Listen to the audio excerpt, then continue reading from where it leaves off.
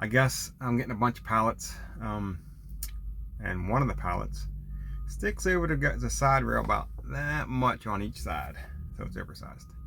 So that means we got to do a permit load. We got to get permits. We got to do oversized signs on the front and the back, and we got to follow whatever routes they tell me I got to follow, which makes it a little bit of a headache.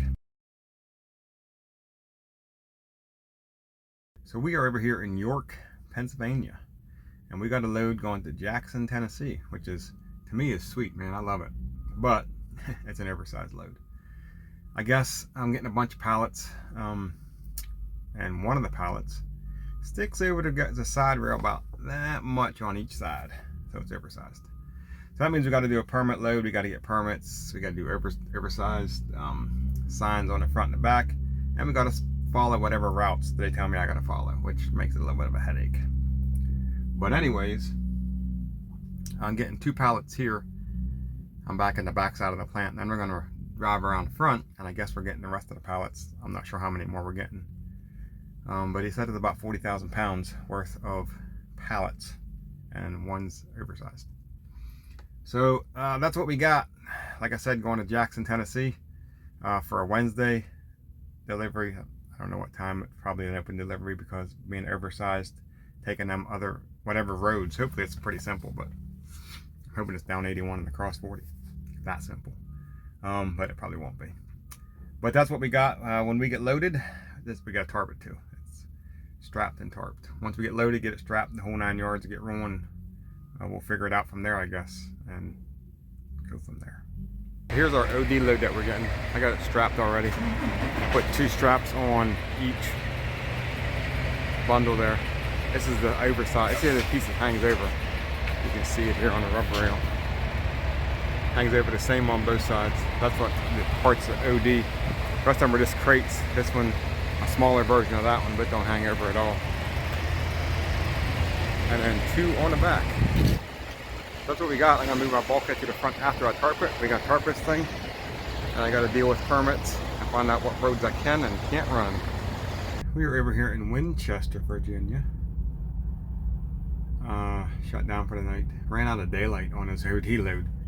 Man, I got up there pretty early actually, and they loaded me. I thought pretty quick, but maybe it was longer than I thought it was. Took a little bit to tarp it, not too bad, and then I had to do I think the biggest thing that took the longest was just the route I had to take from where I was. I could have been on 81 in like 15 miles, but the route the permits had me take was to go down like 235 or something for 15 or 20 miles, and then get on 40 or 15 and run 15 like 30 something miles down to Frederick, which was kind of like the opposite way I needed to go. If I could have went the way, if I didn't have the permit load, I would have just went out 235 to 15 miles, jumped on 81 straight down. That'd have been way quicker. But run the whole way down to Frederick, and then once I got down to Frederick, it was like 4 o'clock, 4:30. It was rush hour traffic, so it was like 45, 50 mile an hour from Frederick the whole way to Hagerstown. Actually, the whole way to the West Virginia line. By the time I got to West Virginia, it was after 5, and I was busted it down here to Winchester, which it wasn't dark then, but I wanted to go to Harrisonburg's where I wanted to go, but I didn't have enough time to get over there, so we shut her down in Winchester. I don't know if you've ever been to Flying J in Winchester. It is tight. It is tight. They do not have a lot of space. But anyways, we ran 260, 83, 63, something like that, 275 miles, 280 miles, something like that over here.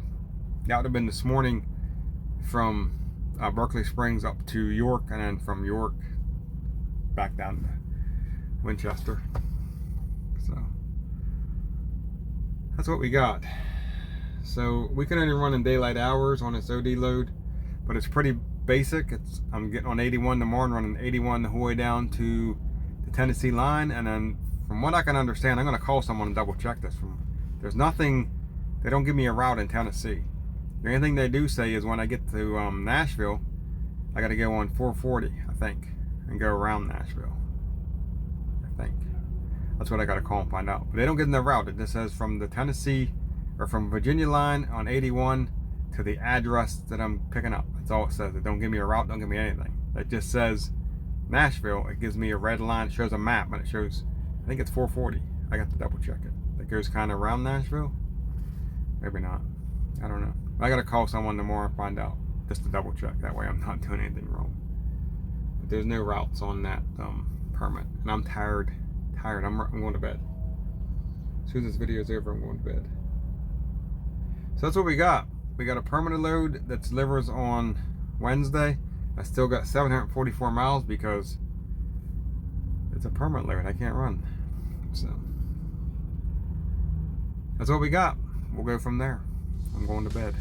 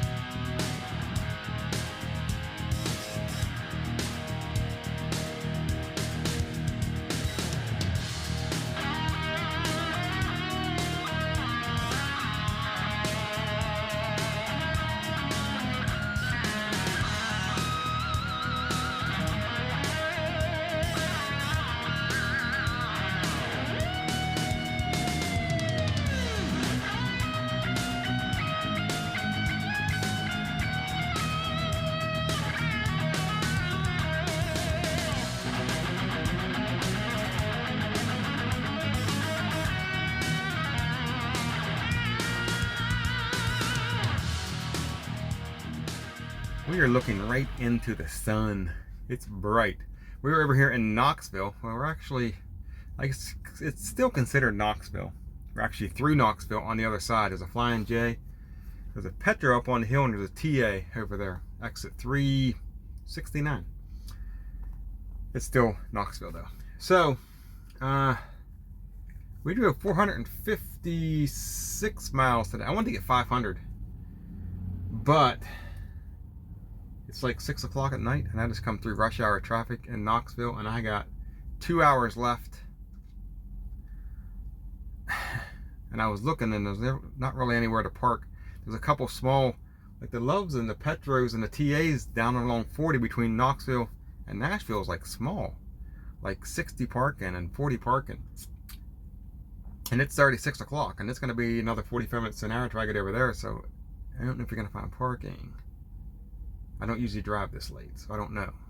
I'm usually shut down by 2-3 o'clock. But we have to get this load delivered, so we didn't even start driving until 8 o'clock this morning because I can't, because of the oversized load, I can't start driving until daylight. And I was up in Winchester, Virginia, and it didn't even get daylight till like, I think it was like 7:20 or something like that. I was like, holy freak. And then it was so tight in there, man. It was a disaster. I won't go to that truck stop unless I have to. Again, that Flying J is tight. We're over here at the Flying J, like I said. We got 293 miles to go. But we don't have to be there till like between like 1 and 2. And we're gonna gain an hour because we're gonna cross that time zone. I don't know how that's gonna work. But I'm hoping that it gets, because we're close to the time zone, I hope it gets earlier here than it did up in Winchester, and I can start rolling like at 6:30 or something tomorrow. That's the plan anyways. But anyways, that's what we got over here in Knoxville, not Nashville. And we got to go through Nashville tomorrow, so we got to deal with that traffic. I think it's a bypass around Nashville. I'm going to find out. We're going to do some trip planning tonight.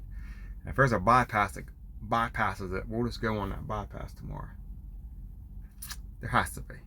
There's no way. There has to be a bypass that goes around Nashville. But anyways, I think that's it. We're going to take a 10-hour break here. I think I'm going to get a shower, which I usually don't take a shower on the night before I deliver. But I'm going to take a shower. We're going to get something to eat. Take a 10-hour break. And hopefully get this OD load off tomorrow and go from there.